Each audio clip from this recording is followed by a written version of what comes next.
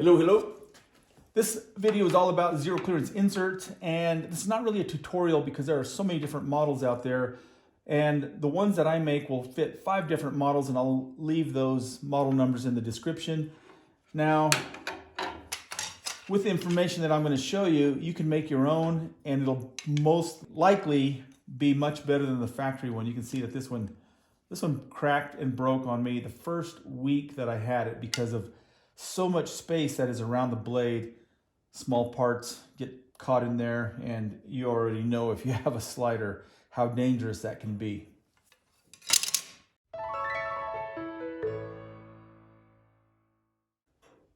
For decades, I've been surprised as to how the industry makes such a fantastic machine. A sliding table saw is extremely versatile, but what's lacking is the insert that surrounds the blade. There is typically a ton of room around them, and I've used SCMI, I've used Altendorf, some off-brands. I used an Italian model, I don't remember exactly the brand name, but they all shared that same shortcoming with the insert around the blade.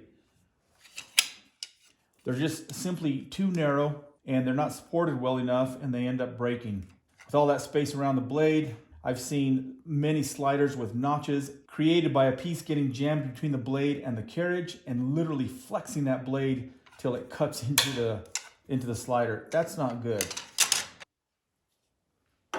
As you can see with mine, completely surrounds the blade, super tight. You can cut the smallest pieces.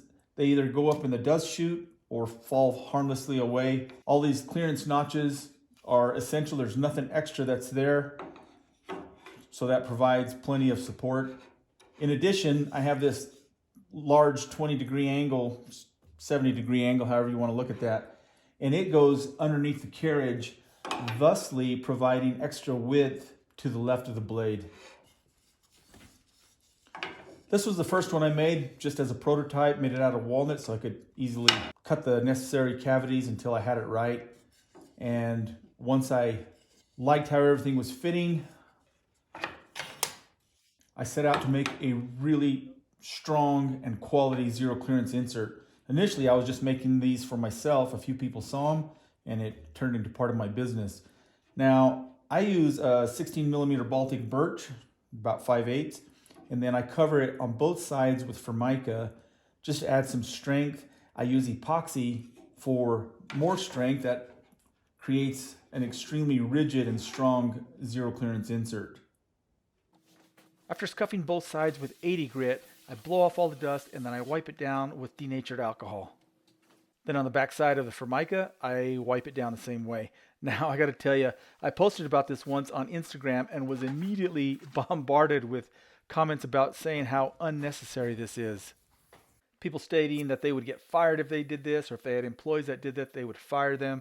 Well, let me just show you this. I'm blowing this off with air, right? And you would think that would get most of the dust off. It does. It gets a lot of it off. But that grime, that oxidation, that stuff sticks. And the only thing that's going to get it off is by wiping it down with a solvent. I have access to a high quality contact cement, but I choose epoxy by West Systems because it creates a strong, rigid glue line, and I know I can count on it, and that reflects in the quality of the products that I sell. I glue Formica to both sides, and I slip it in the vacuum bag. I add a heat blanket and let it cure overnight. A vacuum bag is such a useful device. So once they're cured, I slice them up at my sliding table saw, and with what I'm laying up, it will yield 104 blanks. Okay, over at the drill press, I'm using a 7mm brad point bit with a countersink and this funky fixture to drill all the holes in exact, precise location. You may notice a kerf down the top of the zero clearance insert, and I do that so I can keep track of the top side, because as these were cut on my table saw, it produces chips on opposite sides, and those will all get eliminated with future processes. This work holding fixture or jig was actually a prototype, but it worked so well I never remade it. And yeah, spacers are key for accurate operations like this. It's probably hard to tell from the video, but the hole placement, you can see that there's 2 that are located closer to the edge than the ones at the ends, but this jig with the different spacers provides all of that. I ended up adding a hardened bushing, and that's where I locate that 7mm bit to start, and with that, Setup is quick and easy and exact every time. And since I don't drill all the way through, I don't have to worry about hitting that hardened bushing. All right, so after the holes are drilled at the drill press, it's still a blank. None of these cuts are made. This cut isn't made yet. I leave that as is so it's more stable in this jig. Now this jig, I realize, is very crude and ugly, but it's very effective. Essentially, it's just a cradle. It accepts this blank that goes into place here. It fits very snug with zero movement. This part of the jig fits over that, and everything's locked into place, and then I can start to cut all these cavities. I'm using a 1/2 inch router bit with a 1 inch collar, so it was easy to do the math. It creates a 1/4 inch offset. And as far as bit, this is just a double flute carbide, inexpensive Timberline brand, I believe, from Amana. I tried the Spectra coating, I tried the upcut, downcut, compression. This worked the best and lasted the longest. I can cut about 25 of these before I need to change that bit. So that does pretty good, especially for the price. 25 inserts might not seem like a lot, but plastic laminate is extremely hard and abrasive. You can see this jig, this part of the jig is all the series of cuts. So I'm not wasting any motion as I'm making these passes. I'm hugging the side of the perimeter of this jig all the way around. And very crude, but I put it Formica on the top so it would be nice and smooth. And you can see it's made up of all these pieces. There's about, 10 different pieces in here once I was happy with the shape that it was cutting. Sometimes it's easier to add pieces than cut it out. There's a bit of a clearance notch right here, and I start with that cut. That's the shallowest cut. I make that cut and I go all the way across. Basically what I'm doing is I'm using this turret. I'm using 4 positions, 1, 2, 3, 4. I start with this one, which is the shallowest cut. Drop that down, boom, right there, go all the way across. Once that's done, then I add this little spacer, and it's white because I do this outside. Currently this is on my bench, but I do this outside, makes a lot of sawdust, and this was getting lost in my grass. So I put a magnet on it so that would clip to my clamp that I have over there on the right. And this dude slips into place right here with a couple of grooves. And now I can make the second cut, the second depth, which is this depth here where the machine screws attach this to the machine. And I can cut all that all the way. It doesn't interfere here because of my little spacer. Same thing, move this turret to second position. Same as before. For the third cut, there are 2 more clearance notches here and here, and I need to cut those without interfering these other areas that have already been cut. So I simply drop these spacers in here, one there, and one here. This area and this area is all that I'm concerned about. Again, I can move this turret to the third position. And of course, these are all adjustable, right? And make that depth cut. And then I can remove all the spacers. This one clips to my clamp so I don't lose it. Remove these 2. And all that's left is to make the 2 radiuses. I move the turret one more time. I'm going full depth and just creating this radius on each corner, opposite corner, just like that. And boom, it's done. Well, that part's done, I should say. After all those are done, I simply hit this area with a 45-degree chamfer bit. It's just another little bit of a clearance. And then this cut here is made at the table saw, and that's it. Super accurate, very effective system, and I can bang them out. Oh, and real quick, I don't have digital files for these. I have drawings, but these are just for what I needed to build this.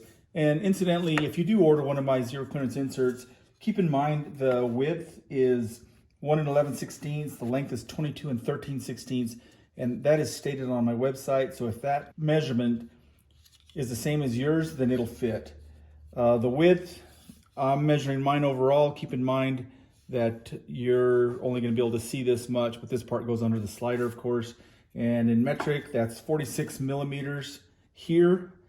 And no, I'm sorry, 46 millimeters overall by 579.4 millimeters.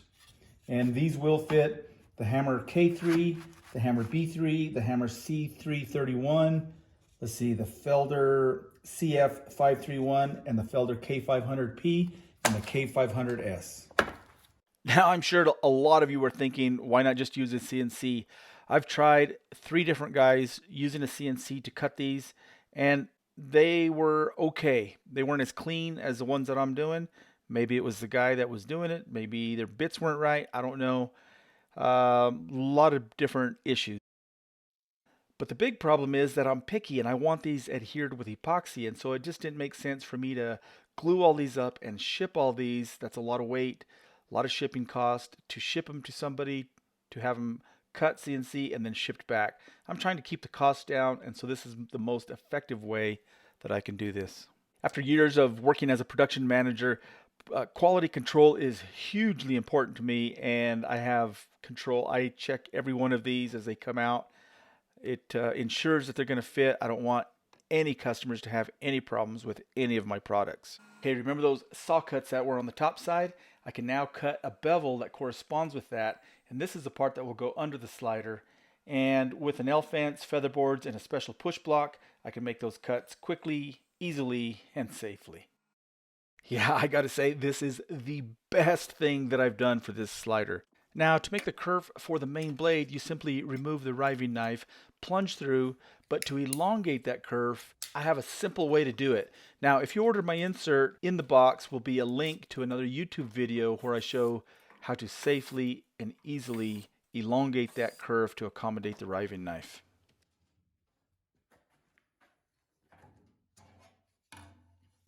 All right, so this is an older one. It's pretty ugly, but still in great shape. And you can see all these accommodations, these notches. This here is for the height of the area that it attaches to the machine.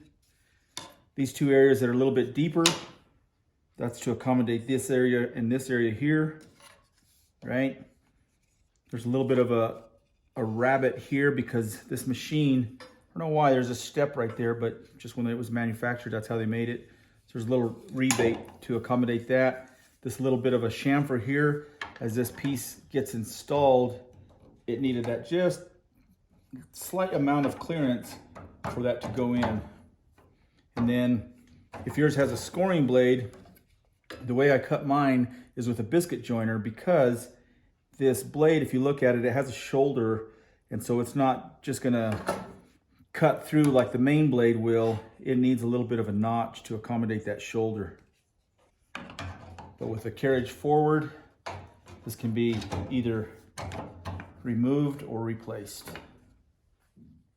So a couple of years ago when I first started making these, I was cutting the main blade kerf and also the scoring blade kerf, but I had some people reaching back saying that it was slightly off laterally, and I guess when Hammer or Felder is manufacturing these machines, sometimes the placement of that blade left to right is slightly different, so I quit cutting them. And here you can see just how effective a zero clearance insert can be. Those little pieces just remain right by the blade. They don't have anywhere to go, right? But in the trash. Just to put things in perspective, factory one is there. You can see how much space would be around the blades. And then this one goes clear underneath the carriage part. So much better, improved support. Yeah. I sincerely hope that you obtained some good information from this video. You can now create some inserts for your machine, or if one of the 5 models listed is one of yours, help a brother out and order 1 or 2. And as always, thanks a ton for watching.